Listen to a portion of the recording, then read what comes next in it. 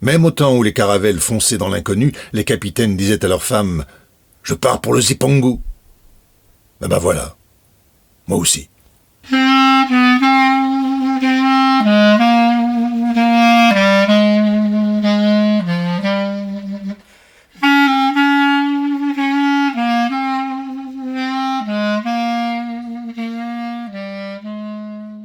La revue Rue Saint-Ambroise et l'association Rue des Conservatoires vous proposent Méfiez-vous des arbres de Édouard Launay. Lecteur Philippe Crubézy. Musique Charlie Nelson.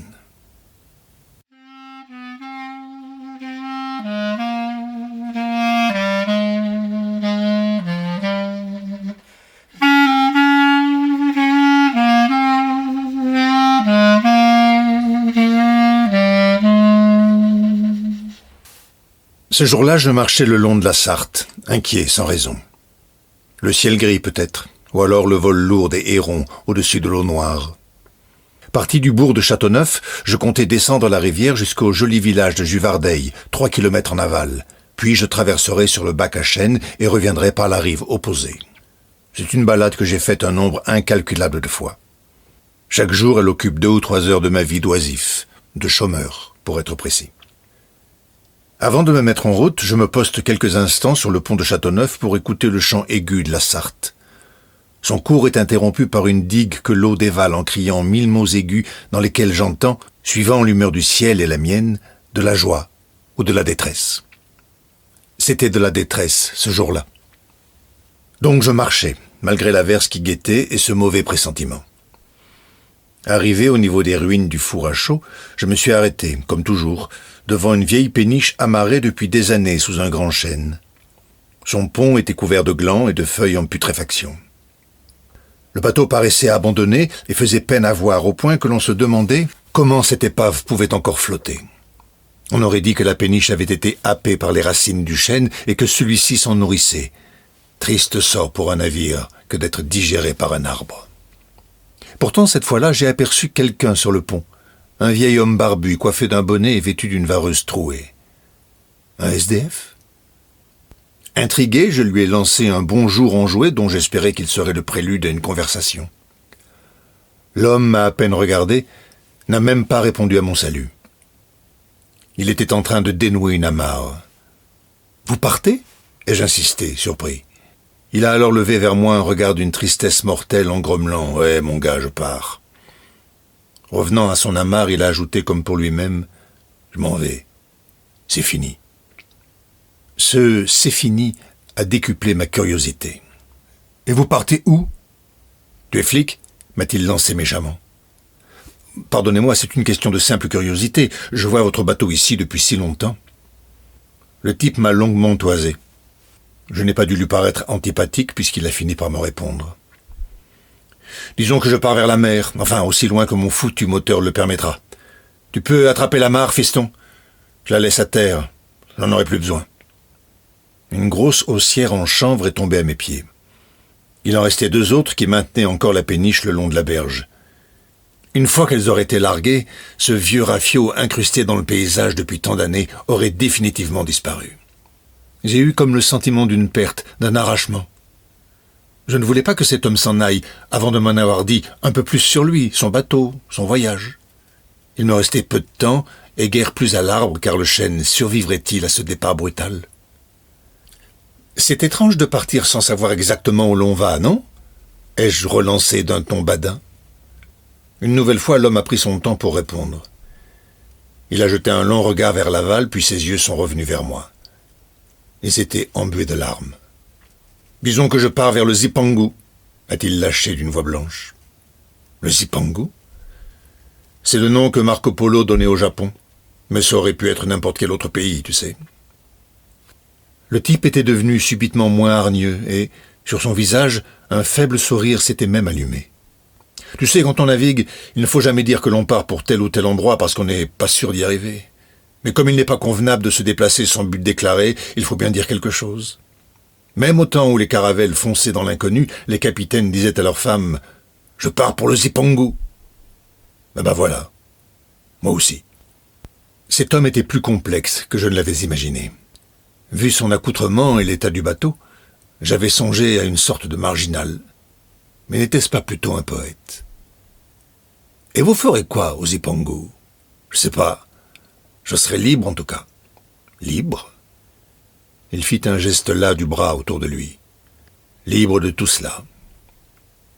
J'habite trop loin de la rivière pour entendre son chant, mais suffisamment près pour percevoir les infrasons du bruissement de l'eau, non pas avec mon ouïe, mais avec un sens que la science n'a pas encore identifié.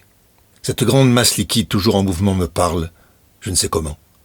Elle me signifie qu'il y a un ailleurs, qu'elle s'y dirige et qu'il suffirait que je me glisse dans ses bras pour découvrir de nouveaux horizons, de nouveaux amis. C'est apparemment ce que le vieil homme s'apprêtait à faire. Je me suis mis à l'envier.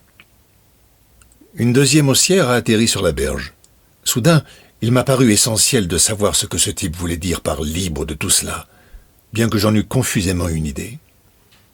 Tout cela, probablement la terre, les attaches, le temps immobile, les souvenirs, les branches noires et humides de l'hiver.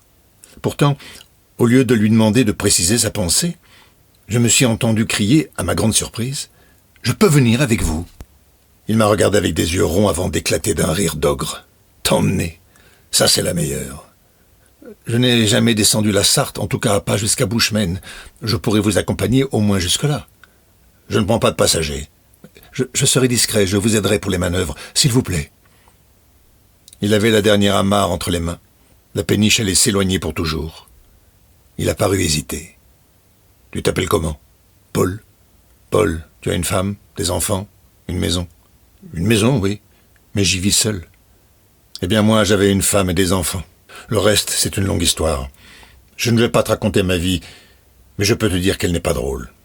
Crois-moi, ta place n'est pas sur ce bateau. De toute façon, je ne suis pas organisateur de croisière. » L'homme m'a jeté la dernière amarre et la péniche a commencé à dériver avec le courant. Mes pensées se bousculaient. J'avais encore le temps de sauter sur le pont, mais c'eût été un peu cavalier, et puis il avait sans doute raison dans le fond. Ma place n'était pas sur ce bateau, car, contrairement à ce type, je ne cherchais pas à fuir mon passé, à me libérer de souvenirs apparemment douloureux. Je voulais seulement déployer mes ailes de cormoran pâteau, pour aller voir ailleurs si la vie était plus belle, l'herbe plus verte. J'ai suivi le bateau le long de la berge en marchant puis en courant. J'ai vainement cherché quelque chose à dire pour convaincre cet homme, bien que je susse qu'il était trop tard. Je n'ai pu finalement qu'émettre une sorte de croassement affolé auquel il n'a pas répondu. Il ne s'est même pas retourné. Au moment où, virant le premier méandre, la péniche a disparu, j'ai été pris d'une impulsion soudaine. J'ai couru jusque chez moi pour y prendre ma voiture et foncé jusqu'à Chef, la première écluse en aval. Nul n'y avait encore vu la péniche.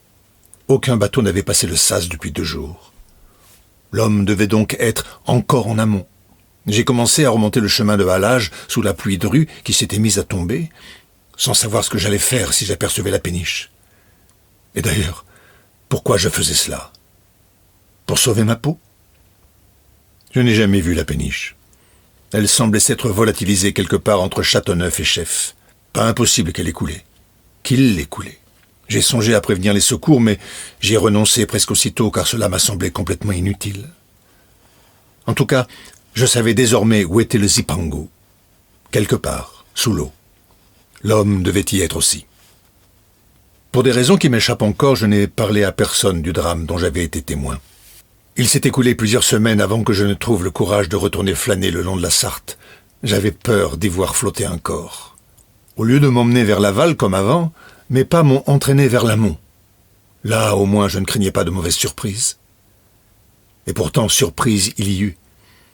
À peine avais-je fait 1 kilomètre que je découvrais la vieille péniche amarrée le long de la berge.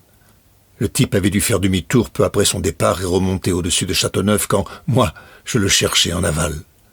Bizarrement, la péniche désertée était une nouvelle fois sous l'ombre gourmande d'un chêne. Un arbre qui, je l'ai su immédiatement, allait sucer le bois pourri de la coque et du rouf durant des années, jusqu'à ce qu'il n'en reste rien. L'homme et son bateau avaient raté leur évasion. Moi aussi, j'en ai peur. On n'échappe pas si facilement à la terre. Les arbres se nourrissent de nos rêves. Mieux vaut que ce ne soient pas des rêves de liberté.